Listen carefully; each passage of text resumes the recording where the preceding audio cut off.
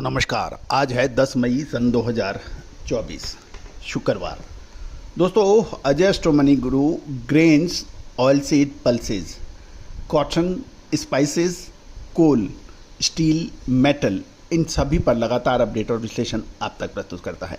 Share बाजार में हमारा 4 दिन पहले का अपडेट देखिए कि बाजारों के अंदर गिरावट की संभावना अक्षर सत्य साबित हुई। कॉपर यानी तांबे के अंदर भी अग्रिम अनुमान सही साबित होता देखा गया है। इसके अतिरिक्त आपको याद होगा मोटे अनाज के अंदर चावल, गेहूं, मक्का, बाजरा, जौ, इन पर जो हमने आपको अपडेट दिए वो भी सही साबित हुए। आज के एपिसोड में हम करेंगे जौ की चर्चा। दोस्तों जौ की नई फसल को लगभग 2 महीने से लगातार बाज़ारों में आने के समाचार मिल रहे हैं। गौरतलब है कि जौ के ऊपर लगभग फसल के समय ही हमने आपको एक अपडेट दिया था कि इस साल जौ का उत्पादन बिजाई को देखते हुए कम की संभावना लग रही है और वो अक्षर सत्य साबित हुआ था। दोस्तों जौ की औद्योगिक डिमांड लगातार बनी रहने से मंडियों में जौ के भाव तेज़ बताए जा रहे हैं। दोस्तों महत्वपूर्ण यही रहता है कि तेज़ी आने से पहले यदि आप नीचे के भाव में माल खरीदते हैं तो आप सुरक्षित हो जाते हैं। तेज़ी आने के बाद यदि आप माल खरीदते हैं तो आपका रिस्क बढ़ जाता है। तो दोस्तों जानिए जौ की पूरी रिपोर्ट विस्तार से। दोस्तों एक विनम्र अनुरोध, यदि आप हमारे चैनल पे पहली बार आए हैं और अभी तक सब्सक्राइब नहीं किया है, यदि चैनल पसंद आए तो सब्सक्राइब अवश्य कीजिएगा।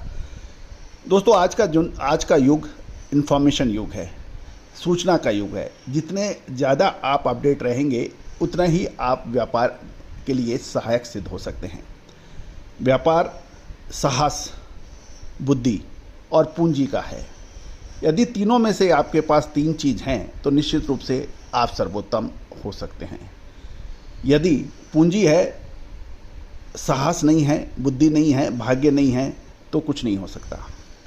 पूंजी भी है लेकिन साहस नहीं है, बुद्धि नहीं है तो भी कुछ नहीं हो सकता। पूंजी भी है, बुद्धि भी है लेकिन साहस ही नहीं है तो भी कुछ नहीं हो सकता। तीनों का कॉम्बिनेशन जिस भी व्यवसायी के पास है वो सफलता देर सवेर प्राप्त कर ही लेगा। और दोस्तों हमारा चैनल इन तीनों पर आपको अपडेट देने का प्रयास करता है।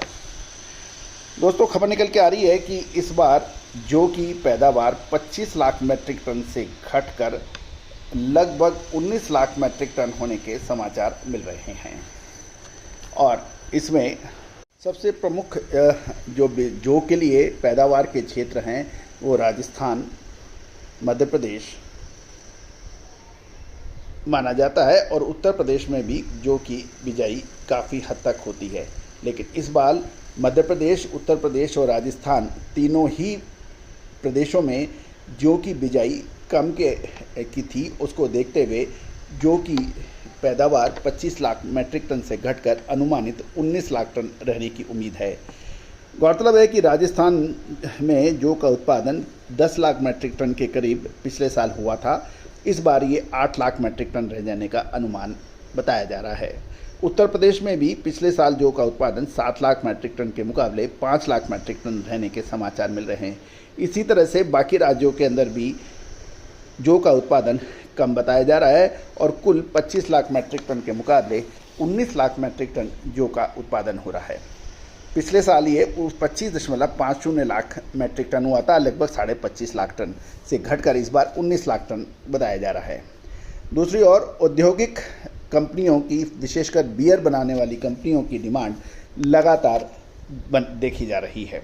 उत्पादन कम और फसल आने पर पाइपलाइन में पुराना माल शुरू में ही निपट जाने से जौ के दाम मजबूत बताए जा रहे हैं।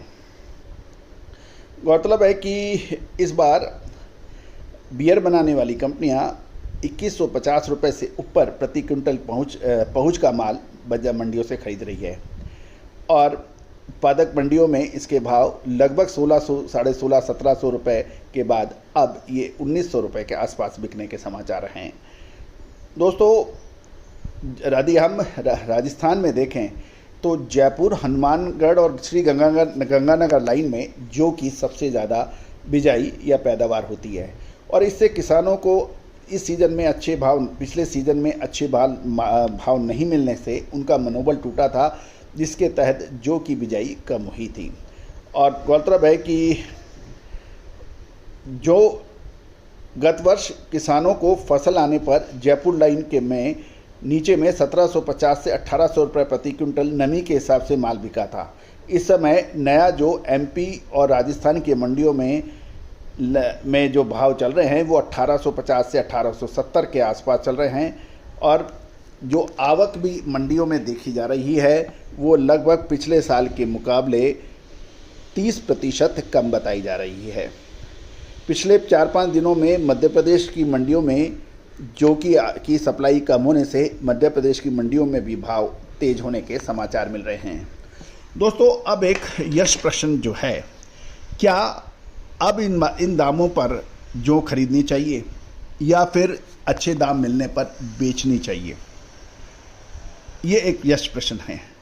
दूसरा प्रश्न जो व्यापारियों के दिमाग में है, हम हमेशा आपको एक ही बात कहते हैं, नीचे पर माल खरीदिए, ऊंचे पे माल बेचिए, लेकिन वो ऊंचाई कितनी, कब तक, ये एक महत्वपूर्ण प्रश्न है। इसकी रिसर्च रिपोर्ट के लिए आप सहयोग राशि अदा कर आप हमारी रिसर्च के अंदर भागीदारी कर सकते हैं। दोस्तों, याद कीजिए मसालों पर हमने क्या कहा था। जीरा, धनिया, लाल मिर्च, काली मिर्च, छोटी इलायची, बड़ी इलायची, सौंफ, मेथी, अजवाइन के साथ साथ यदि अनाज में देखें गेहूं, मक्का, बाजरा और चावल पर जो अपडेट दिए थे, ये सारी जानकारियां आपको एक सब्सक्रिप्शन में उपलब्ध हो सकती है। आज ही संपर्क करें। All the very best, good luck, happy trading.